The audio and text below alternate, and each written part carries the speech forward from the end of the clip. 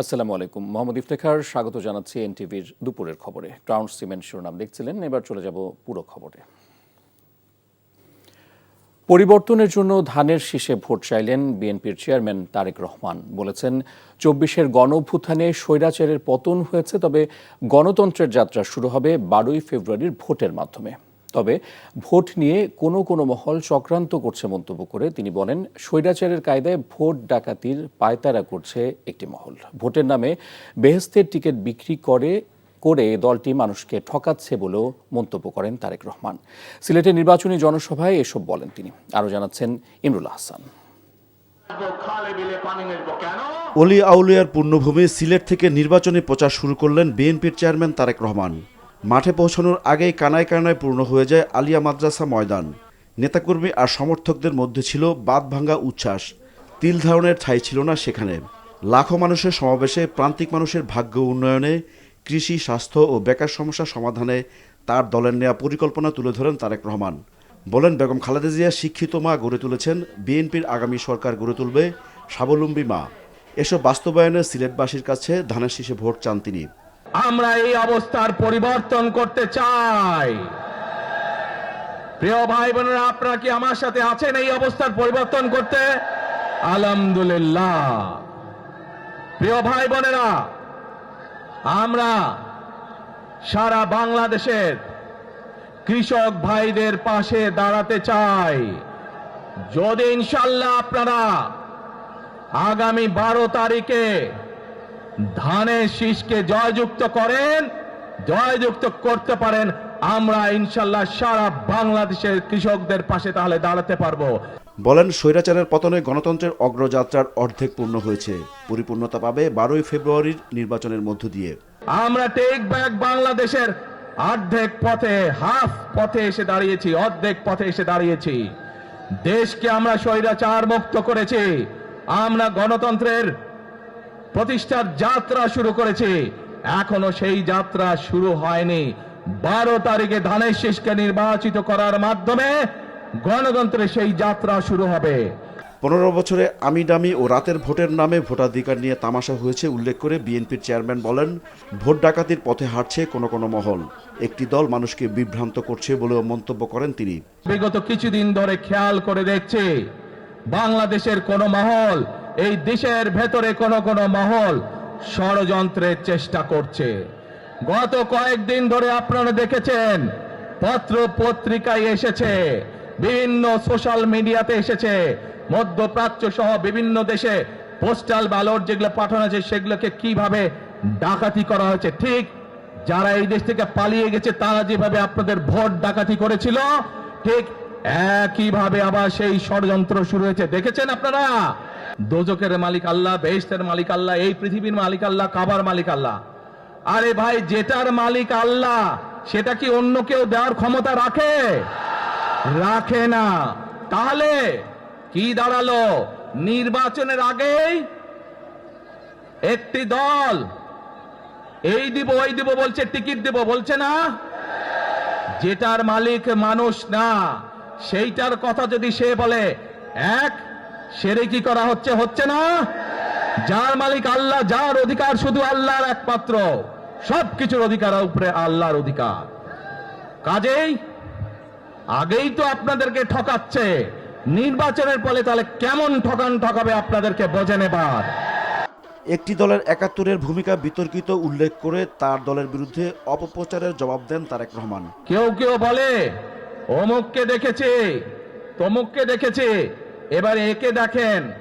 প্রিয় ভাই বোনেরা, 1971 সালের যুদ্ধ, যেই যুদ্ধে লক্ষ মানুষের প্রাণের বিনিময়ে এই দেশ স্বাধীন হয়েছে, আমাদের এই প্রিয় মাতৃভূমি, সেই মাতৃভূমিকে স্বাধীন করার সময় অনেকের ভূমিকা আমরা দেখেছি, যাদের ভূমিকার কারণে এই দেশের লক্ষ ভাইয়েরা শহীদ হয়েছে। এই দেশের লক্ষ মা বোনেরা তাদের সম্মান হানি হয়েছে। কাজে তাদেরকে তো বাংলাদেশের মানুষের মধ্যে দেখেই নিয়েছে। যারা মিথ্যা কথা বলে ঠকাচ্ছে মানুষকে, আমরা দেখেছি তাদের আস্তানা কোথায়। সেজন্যই বলেছি, যেমন দিল্লি নয় তেমন পেন্ডি নয় অন্য কোন দেশ, সবার আগে বাংলাদেশ। আজ আরও 6 জেলায় 6টি জনসভায় বক্তব্য রাখবেন বিএনপির chairman. Imrul Hasan, NTV news, Dhaka. সিলেটে তারেক রহমানের গাড়ি বহরে আছেন আমাদের স্পেশাল করেসপন্ডেন্ট হাসান মাহমুদ। সরাসরি যাচ্ছি তার কাছে। হাসান, তারেক রহমানের পরবর্তী কর্মসূচি সম্পর্কে জানান। আসলে সিলেটে যে আলিয়া মাদ্রাসা মাঠ, বিশেষ করে নগরের ভিতরে, সেই আলিয়া মাদ্রাসা মাঠে সমাবেশ শেষ করে তারেক রহমানের যে লাল সবুজের গাড়িটি করে তিনি নির্বাচনী এই পথসভা বা জনসভায় এই নির্বাচনী প্রচারণা শুরু করেছেন, সেটি কিন্তু রওনা হয়েছে। আমরা পথিমধ্যেই রয়েছি, সিলেট শহর থেকে বেরিয়ে পড়েছে গাড়িটি এবং সেটি যাচ্ছে এখন মৌলভীবাজারের দিকে।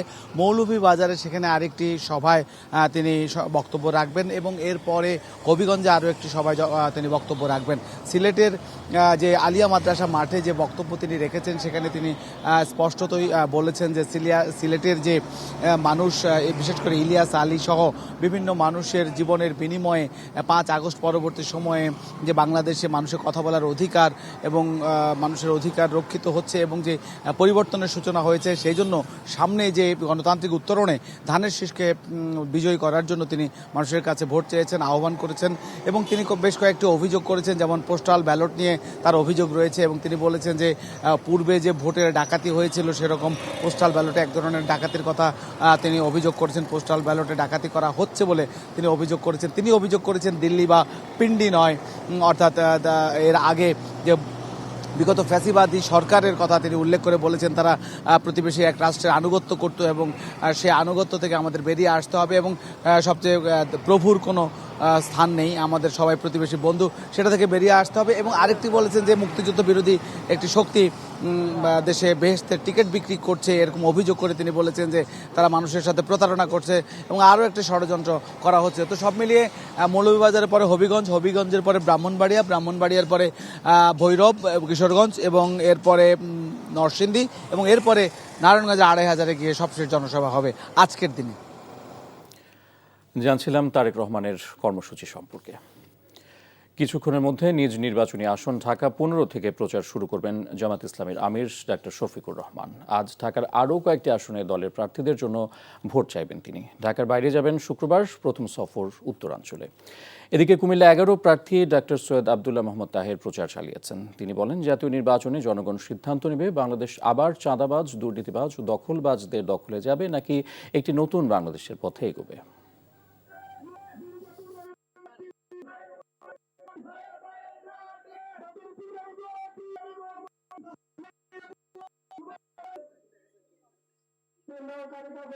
আগামী নির্বাচন সিদ্ধান্ত নেবে বাংলাদেশ কি আবার চাঁদাবাজদের দখলে যাবে,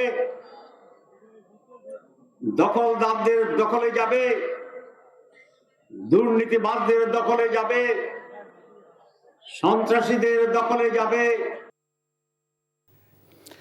দর্শক, আপনাদের যেমনটি বলছিলাম, আজ থেকে ঢাকা 15 আসনে নির্বাচনের প্রচার শুরু করেছেন জামাত আমির ডাক্তার শফিকুর রহমান। কিছুক্ষণের মধ্যে প্রচার শুরু করবেন তিনি, সে খবর জানাচ্ছেন স্টাফ করেসপন্ডেন্ট আবির আহমেদ। সরাসরি চলে যাচ্ছি তার কাছে। আবির, ডাক্তার শফিকুরের নির্বাচনী প্রচার কখন শুরু হবে, বিস্তারিত জানাবেন।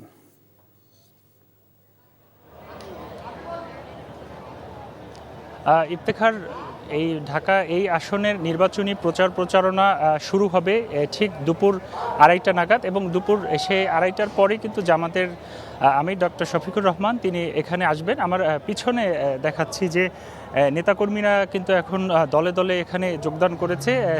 দেখেছিলাম যে ঢাকার আশপাশের যে এলাকা সেগুলো থেকেও এখানে নেতাকর্মীরা এসেছেন, তারা ভিড় করছেন এবং তারা এমনটি বলছেন যে একটি অবাধ 13দশ জাতীয় সংসদ যে নির্বাচন, সেই নির্বাচনে একটি অবাধ এবং সুষ্ঠু নির্বাচন হলে তারা জনগণকে একটি সঠিক পথ নিদর্শন করতে পারবেন, এমনটি তারা এখন পর্যন্ত বলছিলেন। তো দেখেছি যে এই সভাকে ঘিরে রাস্তায় তেমন যানজট দেখা যায়নি। জামাতের যারা স্বেচ্ছাসেবক, যারা কর্মীরা রয়েছেন, তাদেরকে দেখেছিলাম রাস্তার মোড়ে মোড়ে অবস্থান করতে এবং যাতে কোনো অপ্রীতিকর ঘটনা বা কোনো ধরনের ঘটনা না ঘটে সেজন্য, সেই ব্যবস্থার জন্য তারা সেই রাস্তায় অবস্থান করছিলেন এবং এর পাশাপাশি আইনশৃঙ্খলা বাহিনীও এখানে দেখেছিলাম। এখন পর্যন্ত দেখেছি যে সেই বিভিন্ন জায়গা থেকে তারা মিছিল নিয়ে ক্ষুদ্র ক্ষুদ্র মিছিল নিয়ে এই জনসভায় অংশগ্রহণ করছিলেন এবং এই জনসভাটি কিছুক্ষণ পরেই শুরু হবে এবং জামাতের আমির এখানে যোগদান করবেন। তো এখান থেকে এখন পর্যন্ত আমার কাছে এই ছিল সর্বশেষ ইফতেখার। জানছিলাম জামাতের নির্বাচনী প্রচারের খবর। নির্বাচনী প্রচারের মধ্য দিয়ে গণঅভ্যুত্থান পরবর্তী গণতান্ত্রিক যাত্রা শুরু হয়েছে জানিয়ে জাতীয় নাগরিক পার্টির আহ্বায়ক নাহিদ ইসলাম বলেন, এই যাত্রা বাংলাদেশের জন্য ঐতিহাসিক মুহূর্ত। নির্বাচনের এ যাত্রাকে আধিপত্যবাদ বিরোধী যাত্রা হিসেবেও মন্তব্য করেছেন নাহিদ ইসলাম। সংসদ নির্বাচনের প্রচারের প্রথম দিনে ঐতিহাসিক 3 নেতা ও শহীদ ওসমান হাদির কবর জিয়ারত শেষে এসব কথা বলেন তিনি। এই সময় দলটির মুখ্য সমন্বয়ক নাসিরউদ্দিন পাটোয়ারী বলেন, গণঅভ্যুত্থানের দাবি ফ্যাসিবাদ ব্যবস্থার বিলোপ এখনও অধরা রয়ে গেছে। 10 দলীয় জোট ঐক্যবদ্ধভাবে গণভোটে হ্যাঁ ভোটকে জয় করবে বলেও আশা প্রকাশ করেন নাসিরউদ্দিন পাটোয়ারী। গণভোটে সারা বাংলাদেশের মানুষকে আমরা আহ্বান জানাচ্ছি, গণভোটে আপনারা হ্যাঁ ভোট দিন।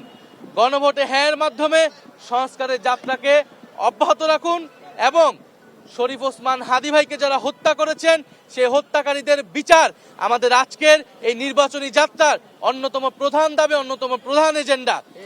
আমরা নির্বাচনের আগেই তার চার্জশিট থেকে শুরু করে সকল কার্যক্রম যাতে সম্পন্ন হয় এবং আমরা অবশ্যই এই হত্যাকাণ্ডের সুষ্ঠু বিচার আমরা এই বাংলার মাটিতে আদায় করে ছাড়বো ইনশাআল্লাহ।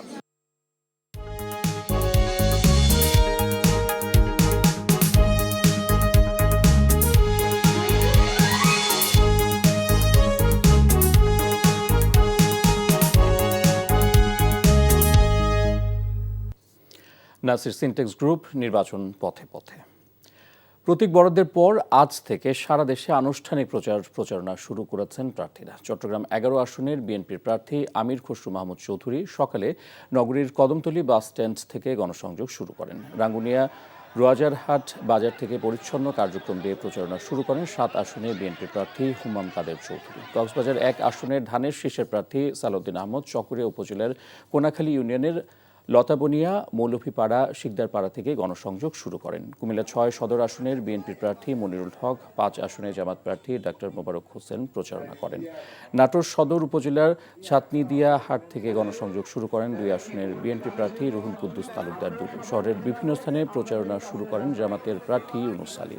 নওগাঁ 5 সদর আসনের বিএনপির প্রার্থী জাহিদুল ইসলাম ধলু, জামাত ইসলামী প্রার্থী আসম সাইম নেতাকর্মীদের নিয়ে প্রচারণা শুরু করেন।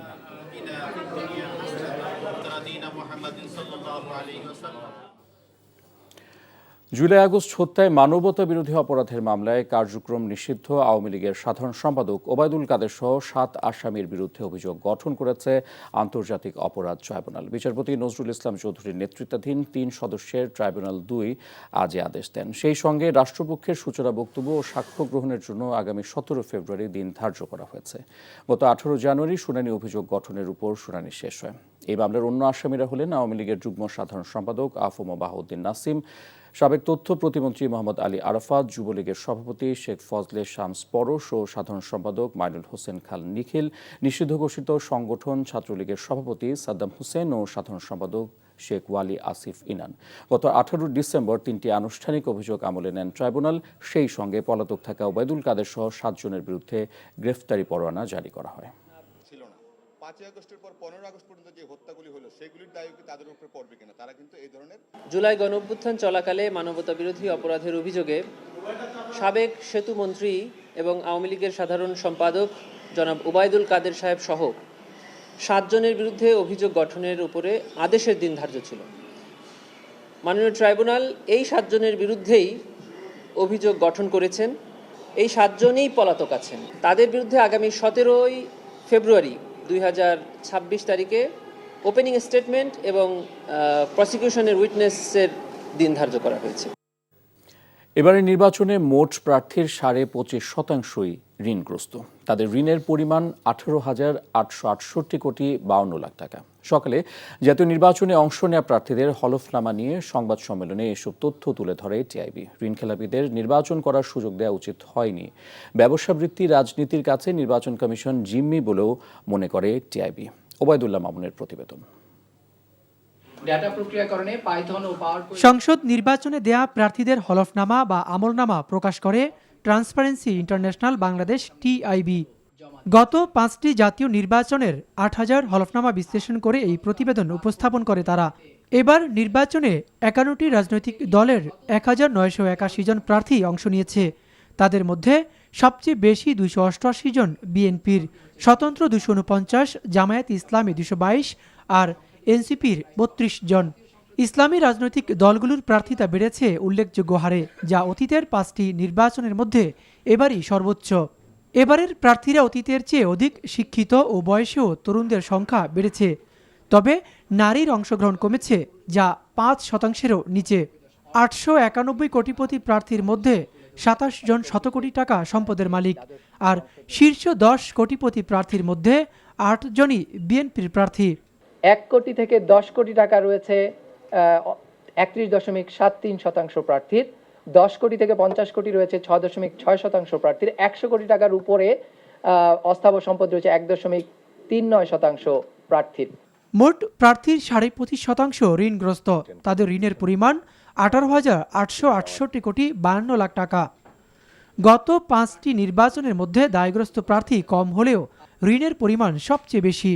তবে এসব ঋণ খেলাপিদের নির্বাচনে সুযোগ দেওয়া উচিত হয়নি দাবি করে টিআইবি বলছে, ব্যবসা বৃত্তি রাজনীতির কাছে নির্বাচন কমিশন জিম্মি। আমাদের রাজনীতিতে অর্থ, পেশি এবং ধর্ম, এই তিনটে একসাথে একাকার হওয়ার কারণে সুস্থ রাজনীতি কিন্তু এক ধরনের জিম্মি দশার দিকে যাচ্ছে। নির্বাচনে 21 জন প্রার্থীর দ্বৈত নাগরিকত্ব থাকলেও তা ত্যাগ করেছেন, কিন্তু 2 জন প্রার্থীর ব্রিটিশ নাগরিকত্ব থাকা সত্ত্বেও তা হলফনামায় গোপন করার কথা জানায় সংস্থাটি। কমপক্ষে 2 জন প্রার্থী সম্পর্কে আমাদের তথ্য আছে, নির্ভরযোগ্য তথ্য, যে তাদের দ্বৈত নাগরিকত্ব ছিল বা আছে, তা সত্ত্বেও হলফনামায় উল্লেখ করেননি। শীর্ষ ঋণগ্রস্ত দলগুলোর প্রার্থীর 10 জনের মধ্যে 9 জনই বিএনপির, 1 জন স্বতন্ত্র, আর কম ঋণগ্রস্ত দল বাংলাদেশ খেলাফত মজলিস। Obaidullah Mamun, NTV news, Dhaka.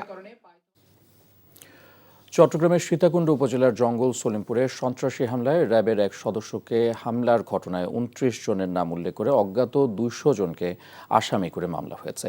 এই ঘটনায় 3 জনকে গ্রেফতারের কথা নিশ্চিত করেছে পুলিশ। ঘটনার 4 দিন পর গতরাতে র্যাবের সদস্য কাজী আব্দুর রহমান বাদী হয়ে সীতাকুণ্ড থানায় হত্যা মামলা দায়ের করেন।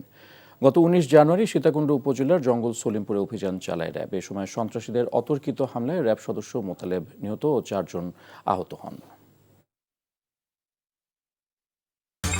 আর এই ছিল দুপুরের খবর। এই খবরের ভিডিও সহ আপডেট জানতে ভিজিট করুন এনটিভি অনলাইন www.ntvbd.com। এছাড়াও এনটিভির জনপ্রিয় সব অনুষ্ঠান ও খবরের আপডেট জানতে ভিজিট করুন আমাদের ইউটিউব ও ভেরিফাইড ফেসবুক পেজ। 5টায় দেশের খবর দেখার আমন্ত্রণ রইল। ধন্যবাদ সবাইকে।